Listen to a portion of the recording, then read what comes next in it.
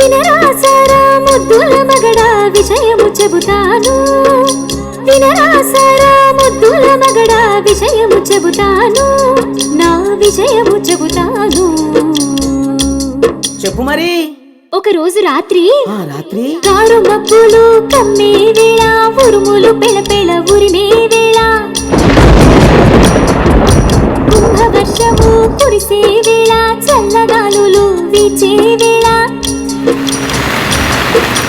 ఒంటిగా నేను ఇంట్లో ఉంటే ఉక్కిరి బిక్కిరి అయిపోతుంటే, అర్జున పల్గుణ పర్ద కిరీటి, అర్జున పల్గుణ పర్ద కిరీటని గజగజలాడాను.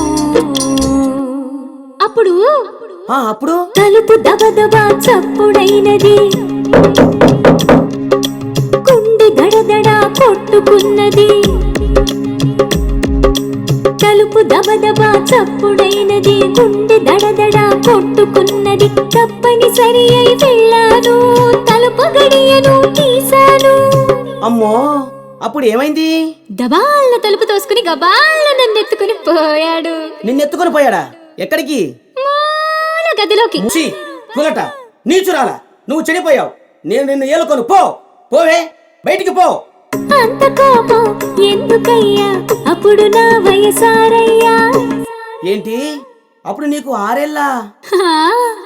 అంత కోపం ఎందుకయ్యా, అప్పుడు నా వయసారయ్యా. వచ్చినదేమా అమ్మయ్యా. వచ్చింది మీ అమ్మ. మరి మీసాలన్నావు? అమ్మ కాదు మరి, మా అమ్మకి అయ్యా. మీ అమ్మకి అయ్యా? అమ్మయ్యా అమ్మయ్యా అమ్మయ్యా అమ్మయ్యా అమ్మయ్యా అమ్మయ్యా అమ్మయ్యా అమ్మయ్యా. అమ్మయ్యా. విన్నీలా వింది విన్నీలా